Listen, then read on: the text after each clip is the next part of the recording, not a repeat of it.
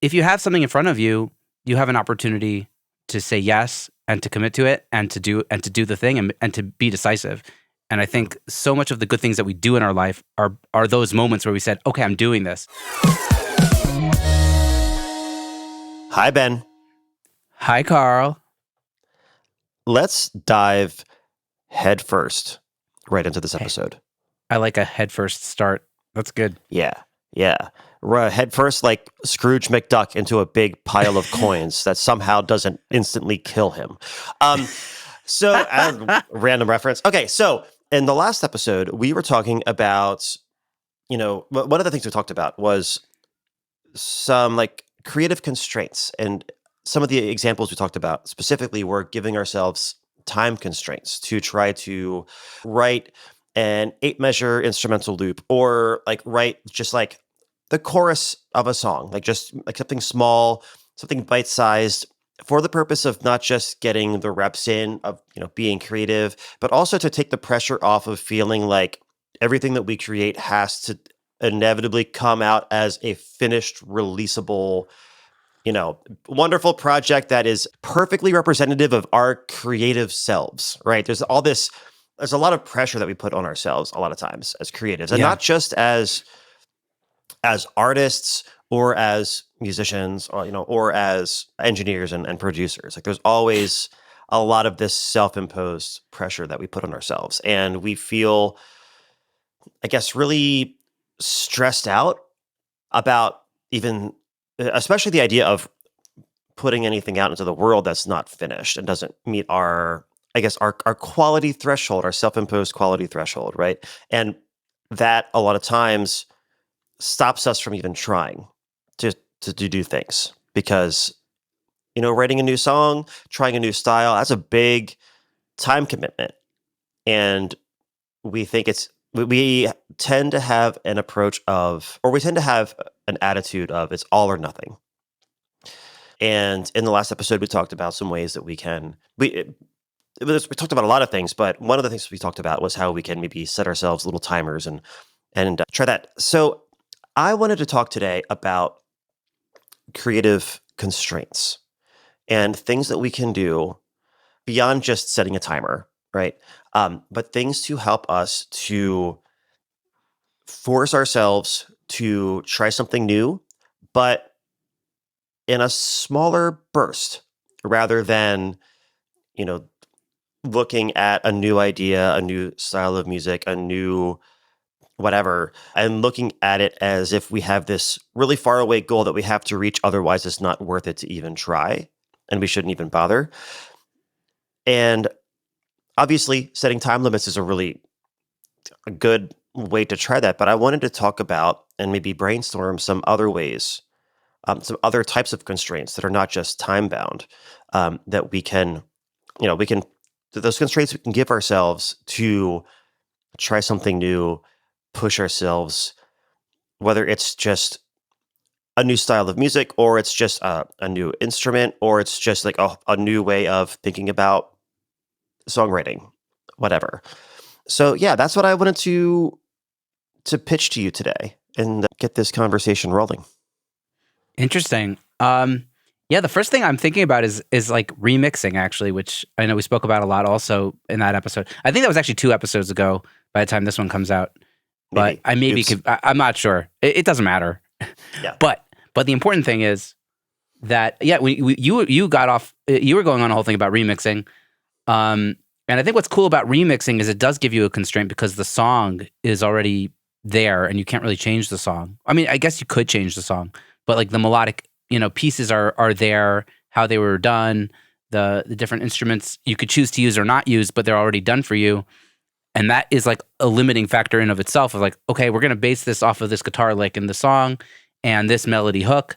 And, you could scratch, the rest of it and just go off of that, but it's already limited you into like what the song is. And I think, I'm sure we've talked about this before on the podcast of just like, when you have no limitations, you could do whatever you want, people usually don't do anything interesting. Because there's too many options, and if you have too many options, then there's just paralysis, right? Yeah. Of like, oh, I could do this, I could do this, I could do this. And I think so much of life is not getting into these like paralyses of not being able to do anything because you have too many options. Yeah. But I want to jump in. I want to jump in real quick and say, it's not that they don't do anything creative or anything like interesting and new. It's that they never finish anything interesting or new because there's always an infinite amount of things that they could do differently. And I feel like that's, we've all dealt with artists that have that kind of thing where they start a song and then 4 years later, they're still working on the same song. So anyway, I just wanted to say, like, for those listening, like, I was thinking it's not just like you can be creative when you have infinite possibilities, but the more possibilities you have, the harder it is to say to yourself, okay, this is done. I mean, I would say even for starting, for me having limitless possibilities can also prevent me from starting something, not just finishing something, but they're both valid. And so I think limiting your choices is just a really healthy way to get shit done, because then you say, okay, these are the options. If you have 2 roads to choose from, you choose one road, right? If you have like 20 roads, then you don't even know where to begin or which road to start with. So I think remixing is a great way to limit yourself in terms of like that. Do you want to like think about ways of like how limiting factors could help you finish like a creative idea? Like, do you have an idea for that? I'm sure we'll come up with one. I think but right now, like what I'm just thinking of after you are saying that, there's this, the way that I kind of look at music, and I don't know if this is going to make any sense, or it might be like way too existential and weird and just make sense in my head. But we're all existentialists here, Carl. But every decision that you make in a song does create a limitation, right? Like, because the limitations are context, right? It's just in the creative field, you could even kind of maybe, I don't want to say you could use those words interchangeably, like the constraints and context, but I'd argue that maybe you can. And that, like, if you decide, like, let's say that even if you start with a totally blank page, and then you decide, I'm going to grab my guitar and just write something, that is in itself excluding other ways of starting the song. Right. Like, it's inevitably going to end up different than if you would have started by opening up Splice, or if you would have started by, pulling out a piece of paper and writing lyrics. So even that very first decision, as early as it may be, and as like seemingly insignificant as it may be, that is the first decision that is kind of like pushing that snowball off the hill. And then everything after it is going to be informed by that decision. Even if you start with your guitar and you're like, I got nothing, I'm going to switch over and try, I'm going to pull up Splice and see if I can find just a cool like drum pattern to use. The fact that you chose to open up Splice and look for a drum pattern was because you ruled out the guitar as a starting point. And that is no longer, going to be the thing. So like every decision that we make, and I think once we just make that very first decision, we just do that little poop to push the snowball over the edge, then I think everything becomes, it may not immediately roll down perfectly into this wonderful end result, but it's just making that first choice.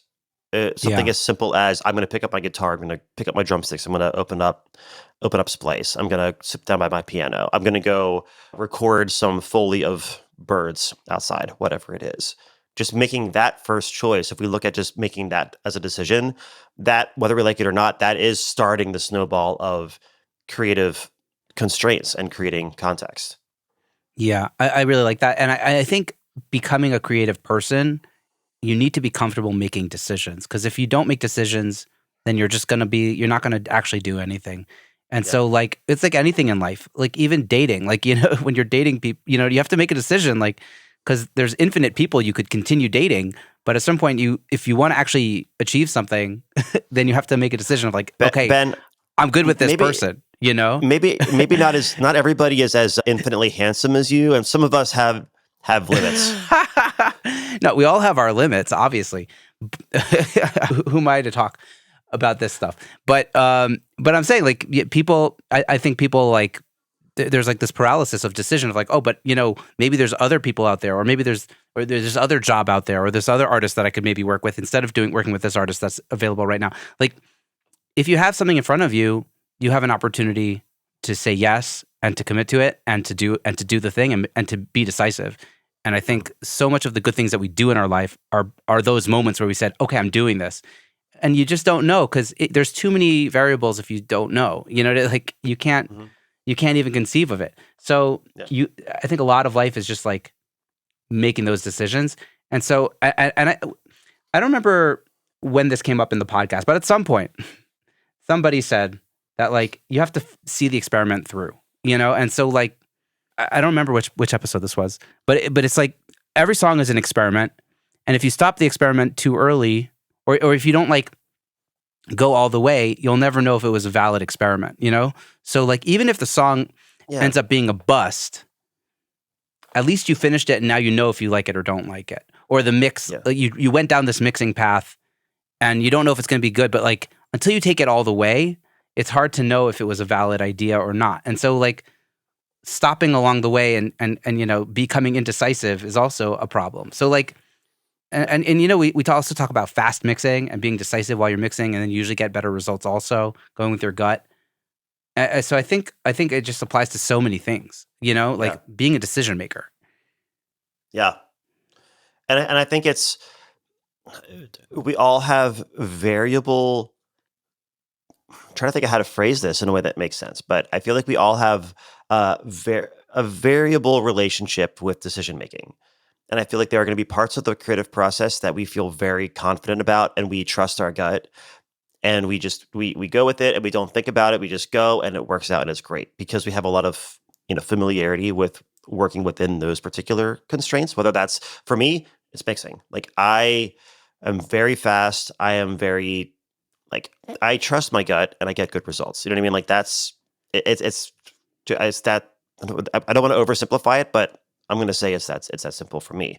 But when it comes to figuring out chord structures, and when it comes to choosing the beginning parts of a song, like starting something from scratch, I am not comfortable there. I second guess everything possible. So it's not even that like, Ben is really great at making decisions and I am not, or Ben's not good at making decisions and I am. It's even within one person, there's a whole spectrum of how confident and therefore how quickly we make decisions and follow through on them.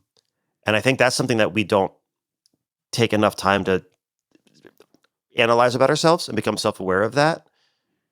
Yeah, that's a really good point. I think, for whatever reason, you have these set of skills or hesitancies or things that you're confident. Yeah. We all, for whatever reason, some people, might struggle with like finding something, what they want to work on in this industry, and somebody might struggle with, I don't know, relationships, and somebody might struggle with, I don't know. There's all kinds of things, but I think there's something to like working on having the discipline to, even if you don't think you have all your shit together, nevertheless trying to be a decisive person. I think like that requires discipline. And I think it will only help you. And even if it leads you down a wrong path, then you could adapt and learn from your mistakes. But like, I mean, I think we've all been in places where we're just ambivalent and we don't know where to go next, and we just kind of get lost. But making any decision sometimes is the right decision, because it could lead you either down the right path or down an obviously wrong path. But at least you took that path long enough to know that it was wrong, and then adjust from there. Yeah. Man, I'm torn right now because I'm very torn because about what? the trying to stay on task part of me wants to start, like saying, okay, like, so there's a lot of these reasons why this is important. And we talked about the time constraints. So let's talk about some other types of constraints, because that's what we teed up this episode to talk about. But then the other part of me is like, listeners, like you probably do this with your business too, and you second guess shit. And there are some things you do right away and you feel comfortable and confident. And then there are things that you know you should be doing, but you're not quite sure how to do it. So instead of doing it, you just watch YouTube videos or avoid it, pretending that social media doesn't exist and that you don't have to do it for your business. You know what I mean? You just like gave two great examples of what you could do when you're when you think you know you need to do this in your business, but I'm going to go doom scroll, or I know I need to get on social media, but I don't feel like it, and I'm just not going to do it because it shouldn't be this way. Fuck this shit, you know? Oh yeah, my work should speak And for itself. I've been there. Trust me, I've been there, and I Yeah. probably am sometimes still there. Yeah. Yeah. So what are ways we can constrain ourselves to do the stuff that we either don't want to do or we know we should, we can't stick to it. Like how do we reel ourselves in? So let's use social media as an example. I think a lot of people that haven't used social media for their business, they think that it needs to be some like super high production value, really well thought out, long form, beautiful cinematography, like fancy lighting, right? Really nice camera. They think all these things. When in reality, people that your current followers, for example, and like artists, like they're happy to see you and they just want to, hear how you think about music, how you talk about a song that you like. It can be that simple. And I think that's how I try to get people to start, is to just pull up your phone and just say something nice about one of the clients you're working with. Right? Like literally pull up your phone and just say, I love working with this band because I have the first time I met them,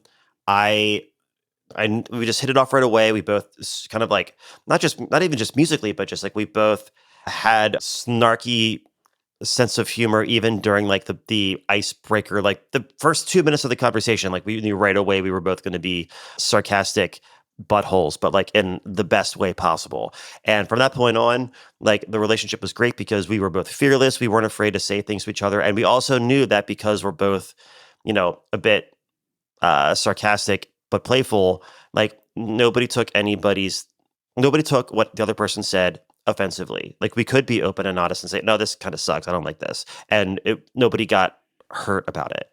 And you, that's kind of like a long way of saying, like, I just felt like, when I met these guys, we just hit it off right away, and beyond the music, like we just were really great. They're just like my people, and I'm just so glad that you got to work on this really cool song together. And then in the background of that video is the music playing. If you want to like show the artwork and like say, oh, here's the album cover, whatever, like, cool, that'll take you 5 minutes. And not only is it going to, force you to talk on camera, but also like you're not talking about yourself, you're not self-promoting, you're actually like saying how you feel about somebody that you like, right? And that you create with. They're going to feel super appreciated, and they're going to want to like it and comment on it and share it to all of their friends. So you're going to get put in front of more eyeballs a little bit more proactively. And then artists that see that are going to think, oh, that guy seems awesome. Like he's like, mix engineers don't usually do that. They don't usually like go out of their way to just say nice things about how cool the artists are. They're usually just talking about how cool their reverb plugin settings are. So it's like something that low pressure of just literally pulling up your fucking phone and just like talking about the artist, or talking about something really cool in the song, like the first time that you heard the song when they sent you the demo, the thing that caught your attention and you were like obsessed with, and you really wanted to make sure that you didn't get in the way of that because it made you feel so, it gave you goosebumps the first time you heard it, even in the demo, and you wanted to make sure that every artist or every listener gets those same goosebumps. Like, it's really easy to do. You don't have to pre-plan it. You can just kind of ramble into your phone and chop it down later. And you'll be surprised how well it's received. And I'm not saying you're going to get a gazillion views, but like the people that do see it are going to appreciate it and are going to start seeing you in a bit of a different way, because they're going to see more of the real you and the real, like, how you think about your collaborators. So, like, just like the whole idea of, setting yourself a timer for um making like an instrumental or something. It's like this, like, just give yourself a really low bar of like what you need to accomplish, and like what the expectations are for yourself, because those expectations are self-imposed. That's it, and just set yourself very small, very, very low expectations, and you're gonna knock it out in a few minutes. You could set a timer and say, all right, I've got 5 minutes to film this. Cool. Then at least you get it started. And then all you Yeah. have to do is just, like, you made the decision that you're going to talk about it. You made the decision of who you're going to talk about. You decided it's going to be 5 minutes. You decided that you're going to pull up your stopwatch and hit it, or your alarm, whatever, and hit start. And then all of a sudden that snowball is going down the hill. Yeah. And this kind of goes back to input goals that we've spoken about a bunch of times, of like, okay, I know I need to be more present on social media if I want to succeed in this business. Okay, so here's what I have to do. I have to post once a day, or whatever it is, twice a week, or whatever you think is a good amount that you can sustain, and then commit to that thing. And then set, I mean, I'm not saying I do this, but what I was going to say, I'm like, yeah, Ben, let's go. Do this? Do I do this? Not enough. But I'm preaching to myself more than anybody in the audience at this point. So like, say I could commit to 3 times a week posting to social media, and 3 times a week I'm going to put in my calendar 10 minutes of creating content for social media, and that's it. 30 minutes a week. That's what I'm spending. That's all I can handle. But then you put it in your calendar, and you commit yourself to doing it. And those input goals will hopefully lead to what you want, which is exposure on the internet, people finding out who you really are, what kind of music you like to work with, artists figuring out like if they would vibe with you, that whole thing. So I think that's what you're getting at here, Carl, right? Yeah, exactly. So, and that would be like a time constraint of like 10 minutes. And sometimes those constraints are not self-imposed, and sometimes it's the fact that you have 3 kids and you only have so much time in the day. Then you have to be realistic. And I think a lot of times people will say, well, I've got kids, I've got all these projects that I'm working on. I don't have time to do that. When in reality, if you actually, if you hired the fly on the wall to actually watch how much time you spend doing real stuff versus the 3 minutes here and there that you spend scrolling through your phone or whatever, you realize, oh no, like you have time. You're just not prioritizing it. You're just subconsciously prioritizing something else over top of it. And by the way, that might not be your fault, right? These big tech companies, they are absolutely using us and our attention spans, and the algorithms are totally fucked up. And we're it's not your fault that you're stuck on your phone all the time. But if you're aware of it, then that's at least something you could do to get yourself, okay, why am I wasting time on Instagram? Let me do something proactive while I'm here. Just being mindful of that stuff is good. Absolutely. So don't feel guilty. Yeah. Don't feel guilty that you're doom scrolling. Yeah. That was not the point. It's big tech. Yeah. It's not you. It's not a conspiracy theory. This is like the real deal, right? Yeah. Yeah. This is what's. But really I would argue. Okay, but I'm gonna. 99% of me agrees with that. But I'm gonna be devil's advocate a little bit and say that always good to be devil's advocate. I think you could also take the fool me once, shame on you, fool me twice, shame on me sort of approach to it, where it's like, if social media is designed to do that, like it's not a secret. It's not like Ben just wrote a New York Times expose exposing social media and its algorithms. Like that's me. That's me. I did that. Yeah. The fact that social media is designed to be addictive is somehow less surprising than me getting diagnosed with ADHD.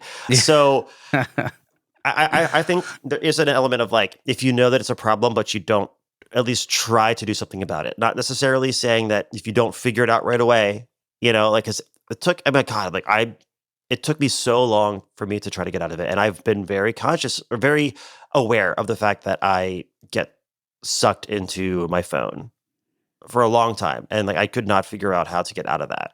So it's not even necessarily a matter of whether you're doing it or you're not, and if you realize it's addicting and you don't do anything about it, or then you're a loser and you haven't figured it out, because it is fucking hard. It is hard, and they make Yeah, it it is harder. hard. I think They it's keep just a doing that. question of like maybe this could be something where it's like, all right, I've got those 10 minutes. I'm gonna use those 10 minutes. That's my new constraint, and I'm going to try something proactive for my business, for making a social media post, which is again like get off social media to make content for social media. That's the I I, problem. I It understand the is hard. irony. It would be Yeah, easier if we didn't actually have to go on social media to do the social media work, you know? yeah.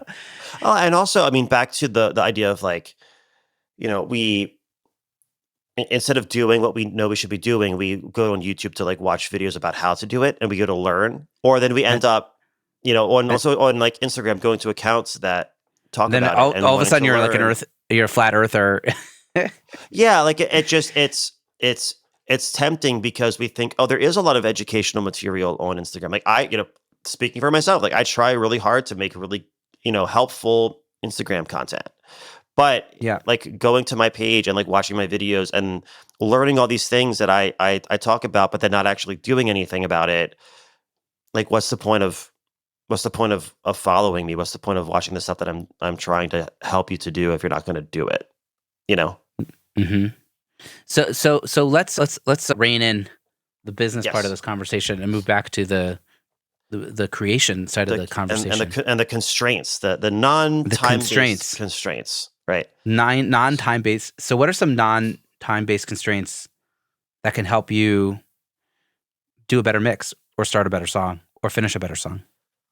I'd say I think I'm gonna say start from like songwriting from like or like from the very beginning parts. It could just be like, oh, you know what? My constraint is that I have to use. It has to be something that I can play on acoustic guitar. And I'll say like for myself, like I'm not a guitarist. Like I can play guitar. I probably shouldn't play guitar, but I can. And it's like if I want it to be something that's simple enough that I can play it and it doesn't sound butchered. That's a constraint. It could be, you're a bassist, and it could be the constraint is I'm going to start something. I'm going to try to write something that has no bass in it for the first 2 minutes. I want to figure out how can I make this song not need bass until the second verse. What else? You got some ideas? No, I think that's really good. I think just choosing a different instrument is always a nice way to get inspired. And maybe for someone like me who does kind of rely on instruments to do creative things, the opposite might be more creative. Like it might be a better constraint for me to kind of find stuff on Splice and patch something together and then see where that goes. You know what I mean? Like Yeah, for me, it would probably yeah, be the opposite. That would be yeah. more Or constraining for me. and I mean I've done that a lot of times too, where like I'll just be like crate digging on Splice just for like cool things that I like the sounds of. And even if that ends up not ever being in the song, but it just like Right. something like gets me something sonically or musically is just like, oh, that's in line with the vibe that I'm in right now. Like I'm feeling that. Even if I don't use that sound or I shut off Splice entirely, I'm like that's helped me to kind of clarify the mood that I'm in creatively, Mm-hmm. and then I can Mm-hmm. just roll with that. So it can just be like a spark. It doesn't even have to actually be, oh, I'm going to find something to use in a song. I'm going to find a sound to start this. And you could even say, lyrically, it could be something where I I've just been like in a very, very like bitter mood, and I don't know why. And I'm going to write some bitter lyrics. I'm just going to see what that does. And whether or not you're a singer, whether or not you're a lyricist, whether or not you ever even use it, but it just like starts that snowball down the mountain and starts to kind of create, you know, ideas, because it starts that process of, okay, I'm going to start with this emotional idea, then I'm going to start writing some lyrics, and then probably knowing myself, I'll probably start hearing some sort of like melody or rhythmic pattern in my head that'll work at a particular tempo range. And then I'll think, okay, well, let me go grab a guitar. Let me grab a keyboard, whatever it is. And that starts going and starts going. And I think it almost doesn't matter what the constraint is, because the whole point of the constraint is the It leads, constraint, and like that is the it thing leads that you, pushes it starts leading you down that path. yeah, like the constraint is the first step. Yes. It's not like, what do I do? What's the first step after I've picked the constraint? It's like the constraint is the first step, because we're creative. If you're listening, you're a creative person and you're going to figure it out. So finding some sort of constraint, and then like your brain is going to start going a mile a minute trying to think of like, okay, well, what can I do now? What do I do here? And it's just that very first like pre-step that is the bigger struggle for us. Yeah, I get so much joy like seeing my 6-year-old like work out art projects, and it always starts with like a constraint. Like it always starts with, oh, I have this cardboard box. What can I do with this cardboard box? It's literally that simple, and then he'll just go off on the cardboard box, and he's like literally he's figured out how to like make holes in the cardboard and make like things that stick out in the cardboard to connect things together. Like he's just like, this is what this is what I'm dealing with, and like it's amazing that this is what makes him happy. But but it's so cool to see that, because it's really the same thing that we're trying to do as like artists. Is like, okay, like I have this song or I have this lyric. Like I had a lyric that you made me think about while you were talking, was like a lyric like everybody knows. Like everybody knows this. Everybody knows that. Like in an era where everyone's disagreeing on so many things and the world has become so polarized, there are some things that everybody knows. And like here are some of these things. You know what I mean? Like and like that's like a powerful lyric to like just like get into like the truth that you're seeing in this moment. And that's like a constraint. I don't know. Yeah, and I think like maybe the difference between the this might make sense. I hope this is going to either sound really smart or I'm going to sound like a crazy person. But I feel like as creatives, inside of us, we still have this childlike wonder, right? Like this excitement for new things and using our imagination. Like that's why we're in the field that we're in. And I think what the part that becomes difficult as we become adults is that like, your kid, like your kid didn't decide, or your kid didn't get caught up thinking, oh, should I make something with the box, or should I make something with that paper bag, or should I make something with the Legos? Like they didn't stop and think of like, oh, there's so many crafts I could make. Oh, there's so many things I could build. They just saw something and they just went for it and then figured it out when they were there. And I think that's the problem that we have, is like I almost want to say like they're just aware of what's directly in front of them, and so they go for it. And the downside, I think, of growing up is that we become aware of all the things around us, and that becomes the infinite amount of choices of what we should be doing, how we should be spending our time, and that goes into like time management and like all this stuff of like adulting. But when it comes to music, I think we have the same thing where there's so many things at our disposal. Even going back to like the Splice example, there's probably, okay, if I go on Splice and I'm just going to type in clap. I typed in clap, and there are 87,161 results for the word clap. And so download all of them. Even there, there's just like a ridiculous amount of options. And I think that's what freaks us out. And when we're able to say, okay, I'm going to put it on random, and I'm just going to hit random and just go and find, something. I have to find something on the first page of the random results, and I have to use that. Yes, that's putting on those childlike,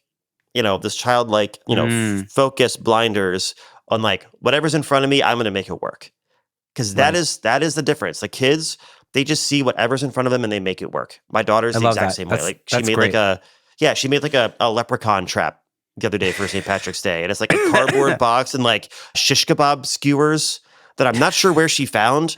That's kind of dangerous, right?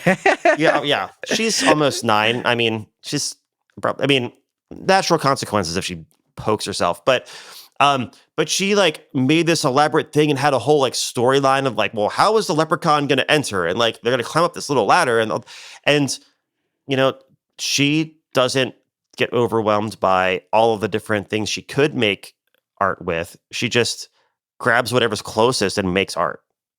Yeah, And I I think think that's what that's the lesson. we're missing.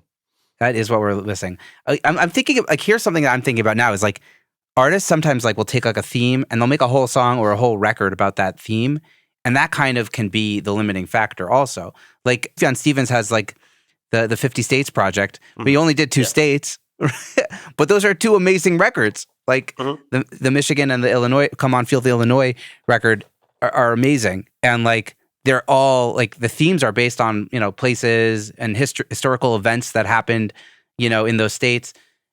Like, and it's such an amazing, like Come On Feel the Illinois is just an amazing record. So like, yeah, like that's an amazing constraint that he used to like, once he was like, okay, I'm in the theme of Illinois, you know, and we talk about like the tallest, you know, building in America and like make a song out of it. Like, like, fuck yeah. Yeah. Like that's what it's about. And I, you know, if we want to tie this bow up with the Sufjan Stevens, it's also, you know, he did 2 albums, the 2 states, because I mean, I'm sure there are other reasons behind it, but also like, realize it's probably not that feasible, you know, and it's okay. But he went for it. He like saw those 2 albums to completion. Right.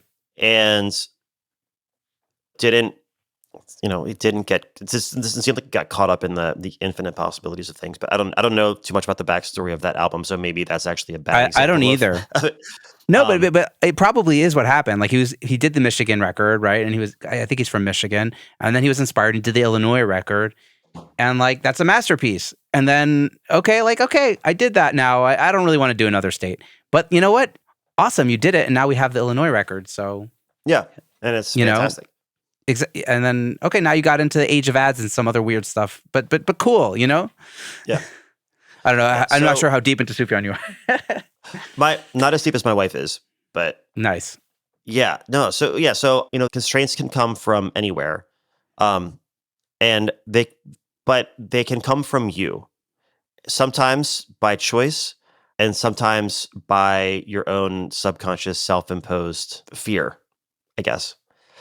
And I think the idea is that constraints, you know, initially we went into this thinking, oh, well, let's brainstorm some other time bound constraints.